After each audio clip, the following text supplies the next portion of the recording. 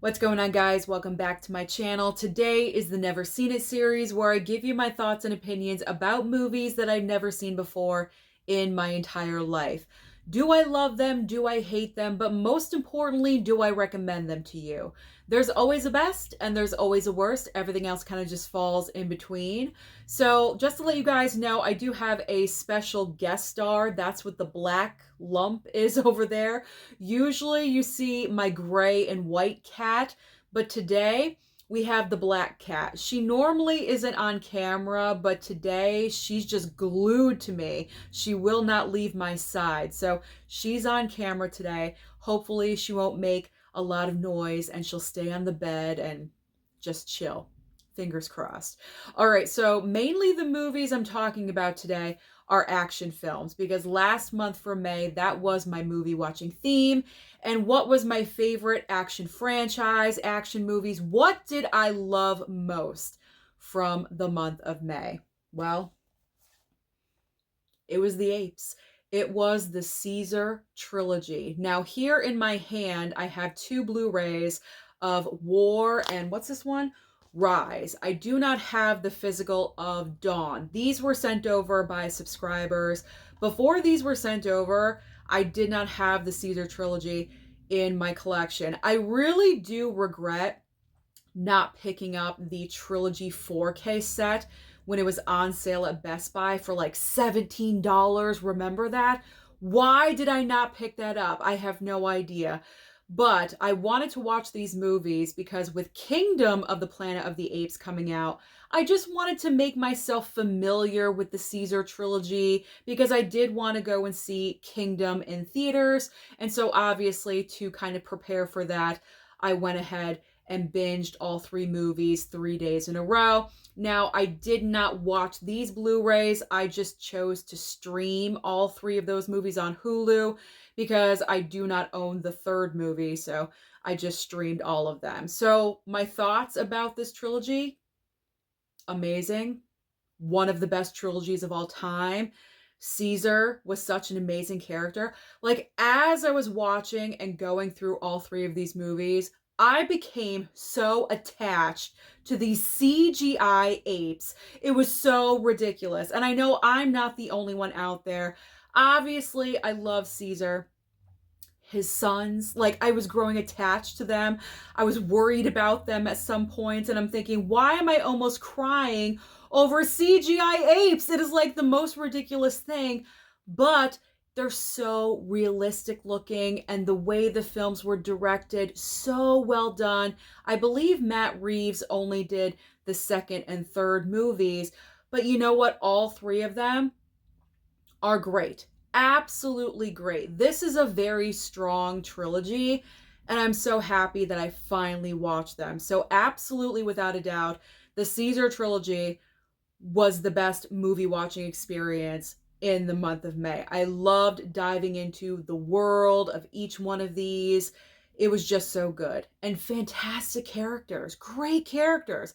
Loved them all. Loved them. So absolutely, these were my favorites. All right. I'm going to get a little controversial, okay? So this next franchise, don't hate me, okay? Just don't hate me. Don't send hate comments, all right? So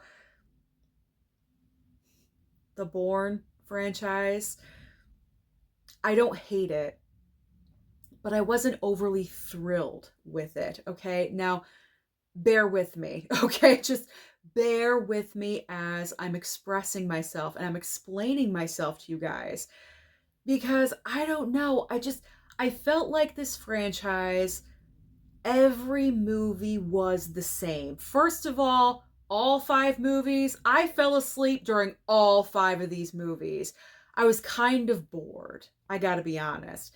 And even with the fourth movie with no Matt Damon and Jeremy Renner instead, that one I kind of stayed awake, I believe a little bit more than all the others. But at some point during all of these movies, I knocked out for at least 15 to 20 minutes. And when I woke up, it's like nothing had changed. They all looked the same. I feel like the color pattern of all the movies is just the same. They all feel dark and dreary, and I don't know. I just expected a little bit of differences in each movie, and they're just what does anyone else feel the same way that I do about the Bourne franchise? Trust me, I was excited to watch this. I was looking forward. I picked this up on a great sale, okay? So I was really excited to watch this franchise for the first time, and I was just really let down that I didn't enjoy it as much as I wanted to. I'm not really sure what it was. Maybe I wasn't thrilled with Matt Damon as an action star. Maybe it was the look of the movies and, the plot lines not being different. I don't know. I don't exactly know what it was. Maybe it was a combination of all of those factors. But all I know is when I'm in the mood to watch an action movie or an action franchise, the first movie I choose is not going to be a Bourne movie. That is for sure. It's going to be last on my list because I don't know. I didn't feel it. I was not feeling the Bourne franchise. So please comment down below and let me know your thoughts about the Bourne franchise because I'm curious to see if I'm alone in this opinion. Am I crazy? I don't know. I gotta know. I gotta know how you guys feel about Bourne, okay? But I just wasn't thrilled. And I apologize, but, just my opinion. We all have our opinions, and that is mine about Bourne. Okay, let's move on to 48 Hours double pack. So I picked up this 4K double pack a while ago. You guys saw that during a Best Buy trip. So this was the perfect time for me to break this out. So these two movies, okay, solid. There's nothing about these movies that elevates them to the status of like, wow, amazing action films. It's not like that. If you were to say, Susan, list off 5 awesome action movies, I would not list 48 Hours, okay? That is not going to occur. But they're good. They're good, solid action films. I mean, you have a great dynamic between Nick Nolte and Eddie Murphy. Eddie Murphy, for me, was better, I feel like. Nick Nolte kind of just played, so serious. I mean, I know we needed that because Eddie Murphy is obviously the comedic relief, so you have to have the straight man and then the comedy on either end. So I do understand that, but I don't know. I'm not really sure if the chemistry was 100% there for me. I mean, it was there. I felt it at some points, but I don't know. Sometimes I feel like I'm saying I don't know a lot with this one, but I feel like with these movies, maybe there could have been another actor opposite Eddie Murphy because I like the concept, but maybe the casting of Nick Nolte was not the best choice. I don't know. Again, I don't know. That's my feelings about it. And I feel like the sequel was just a rinse and repeat of the first. It wasn't that creative, and the twist in the second movie was kind of obvious. So I don't know. You know what I'm talking about, like the betrayal thing that happened. If you've seen this movie. So yeah, just okay, good, solid action, but not like, wow, best ever. You know what I'm saying? So that's where I land with the 48 Hours movies. Just okay, solid. Okay, good, solid. Okay. Let's put that to bed and move on. We are now talking about, and I'm just going to show off all 4 of these movies at the same time because I'm not going to get super in depth about each one of these movies. It's the Mad Max franchise. Okay, we have Mad Max, we've got Road Warrior, Beyond Thunderdome, and of course, Fury Road. So these 4 movies I wanted to watch in preparation for Furiosa. There we go. I'm speaking slowly. I don't want to mess up Furiosa like I did in a previous video. If you guys saw that, you probably laughed at me. Listen, I have a speech impediment. I'm trying. I'm working on it. All right. So what are my thoughts about the Mad Max franchise? All right. Mad Max, the first movie. kind of boring. I was bored with this one. This movie is like 90 minutes and it felt like 2.5 hours. I felt like this movie was slow. It was dragging on. Not a lot of action in the first movie. Trust me, there were some moments. It had moments, but nothing compared to what came later on down the line in the franchise. So I was bored with the first one. And Mama Blu-ray like hated it. Okay, like she was bored. She did not clap. When there's no clap, she's not thrilled. Okay, so Mad Max was not thrilled with that one. Then with Road Warrior, this one is my favorite of the original trilogy with Mel Gibson. Okay, there was a lot of action in this one. It kept me entertained. I was engaged with this movie. So this was my favorite of the first, 3 films with Mel Gibson. So that was my fave. Then we have Beyond Thunderdome with Tina Turner. I mean, this was going to be my favorite. But then what happened that I did not like is that I was with this movie, okay? Were they Bartertown? When he went to Bartertown and he's in the Thunderdome and Tina Turner's there, like I was there. Okay, I'm like, I'm loving this movie. I even said it to my mom. I was like, Mom, this is the best one yet. And she's like, yeah, I love this one. But then we switched gears, a complete 180, and the kids got involved. And you lost me. You lost me. I was there. I was loving this one. And then as soon as you introduced the kids and the kid storyline monopolized every, I created my own word, monopolized. The kids dominated the storyline. There we go. Once they were introduced, and I just became bored to tears with the second half of Beyond Thunderdome. So this one started off great and then fell off for me. So that sucked. I was so disappointed in that. Then we have Mad Max Fury Road. And I really wanted to pay attention and enjoy this one because obviously we have the character of Furiosa played by Charlize. And going to see Furiosa in the theater, I wanted to be focused. I wanted to understand everything. And I would say this is the strongest Mad Max film of the franchise. You have a bunch of action. You have great characters, a lot of strong female characters. I love that. All the wives and everything. So this all around fulfilled everything that I wanted from a Mad Max movie. So this one is definitely my favorite of the franchise. So there are a couple of clunkers, in my opinion, in the Mad Max franchise, but this one is definitely by far the best. So I enjoyed Fury Road. So we got, 50%, 2 out of 4 ain't bad, right? Because I'm not talking about Furiosa yet. I'll do that soon. So okay. I did a random watch. I don't know. For some reason, I think I was done with like my action movies and I was pulling from random never seen it pile. So I picked Thinner to watch one night. And I actually obviously have never seen this one before, but I've always wanted to because I remember seeing like the advertisements for it when I was younger, and it just like, it looks so creepy and so weird, and I always really wanted to watch it, but for some reason I never did. So finally being able to watch this one was good.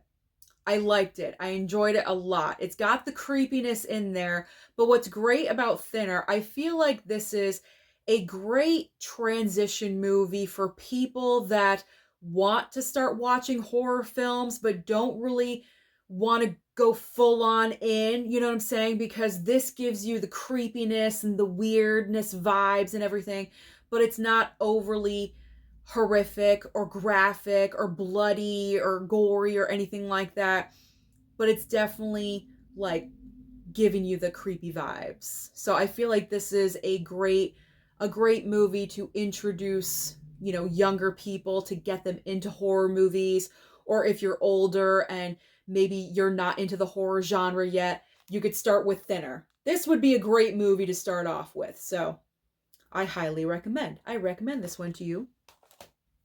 Had a good time with that one. What a horrific concept is like you have this weird random gypsy, go like this and say thinner, and then you just like start losing weight like crazy. I mean, trust me, I would love to have that happen to me, but stop at some point. That would be nice. I don't want to lose everything. I don't want to become a stick. Okay, now let's talk about Terminator. Terminator. So the entire Terminator franchise, I am not ignorant to. There's only two that I had not seen previously.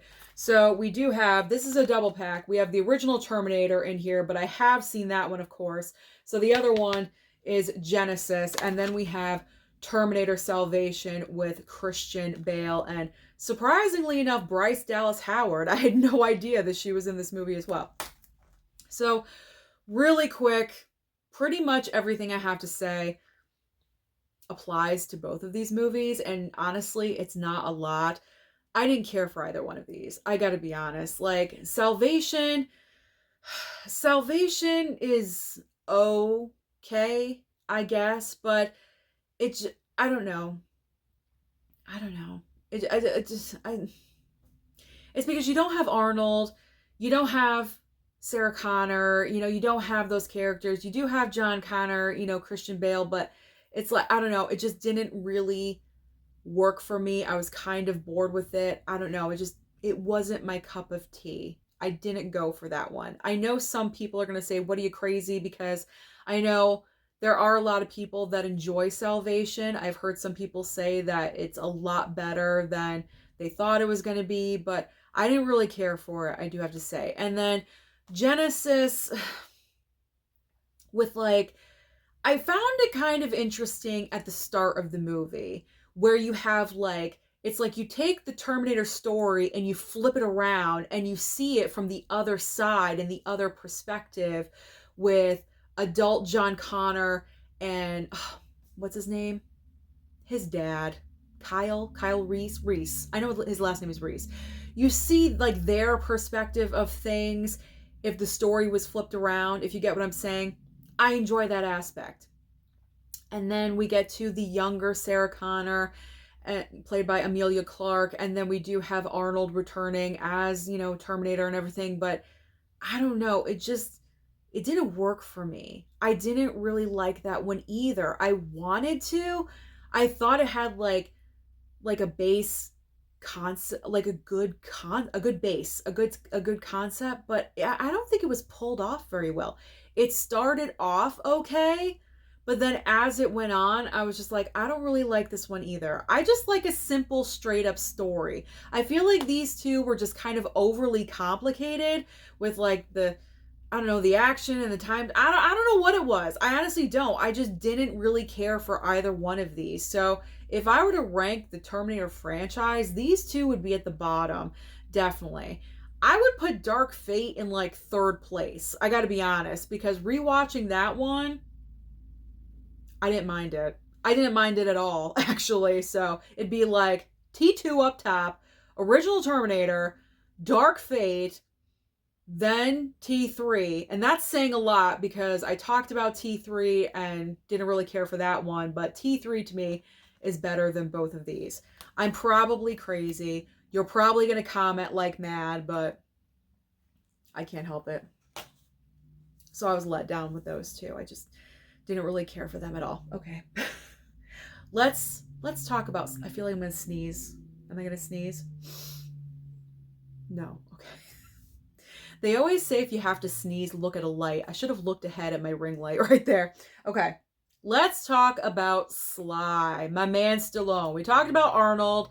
Now let's go to Sly. So I did have time to watch both of these movies. I've seen Cobra before, so we're not talking about that. We are talking about Assassins and also The Specialist. Honestly, I'm not going to dive too deep into these movies either. I enjoyed them. I enjoyed them both. They're not iconic. They are not, wow, best of all time. Certainly not. But I enjoyed them. I enjoyed them. Again, like 48 Hours, they're good, solid action movies, but they're not like the top of the heap. So I'm happy that I have them. I'm happy that I finally watched them. but they're not going to be my go-to Sly pulls when I want to see Sly in an action movie. I'm going to pull Cliffhanger, or I'm going to pull, you know, Expendables or something like anything else. Like, I don't know. These are lower on the list. If I had to rank Sly, man, what a list that would be. But if I had to rank Sly, these would be towards like middle bottom area. Okay, like they're decent, they're watchable, they're not my favorites, but you know, I'm happy I have them. They're in the collection, so I'm happy about that. You know, they're decent, okay. Right? Do you agree? Comment down below. Let me know your thoughts about The Specialist and Assassins. I mean, Assassins, Antonio Banderas was kind of getting on my nerves a little bit. I gotta be honest. Like, the way he was portraying the character was kind of off-putting, but, you know, after a little bit, I got over it. But at first, I was like, he's acting weird. Actor, character choice, that's fine. Okay, moving on. The Lethal Weapon franchise. Finally! I finally watched this darn thing. I feel like this franchise has been in my collection forever, and I watched all 4 movies.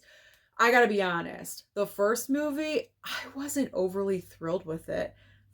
I don't know what it was. I didn't feel the chemistry right off the bat with Mel Gibson and Danny Glover. I thought it was just okay. I feel like the best movie out of the 4, I think, was number 2. For me, it was number 2. I enjoyed the second film much more than the first movie. 3's okay too. 3 is not bad. And then 4, I know a lot of people dogged 4, I think, but I had a good time with it. I thought it was watchable. It was good. It was solid. It had a nice ending to it to say, okay, this is it. We're done with the franchise. We are done now. So I thought that was a good, solid ending to that film. Yeah, but number 1, the first Lethal Weapon, I don't know. I don't know what was going on there that I just didn't really click with it. Am I crazy? I feel like some people think the first Lethal Weapon is like one of the best action movies of all time, but did I miss the boat on this or so? I don't know. I think I missed the boat when it comes to the first Lethal Weapon, but definitely the second movie was the best for me of the franchise. And eventually, over time, with watching the movies, the chemistry and the dynamic, there we go, between Mel Gibson and Danny Glover obviously was there, and it evolved with every single movie, and it just became more natural, and it just flowed. It flowed, and it was great. And by the time we got to the 4th movie, it's like they were finishing each other's sentences. And I mean, after working together through 4 movies, you know, that is going to occur. The naturalness of that is just going to happen. But I don't know, it just wasn't there in the first movie to me. But I'm trying. I'm really trying. But I'm happy that I finally watched all 4 of these. I can put this to bed, check it off the list. Overall, I did enjoy the entire franchise. Much better than the Bourne franchise. I would watch all of the Lethal Weapon before one of the Bourne movies, if that says anything. It's really bad, right? That's really bad. Is it just me? Comment. I really do want to know if anyone else is kind of so-so with the Bourne franchise.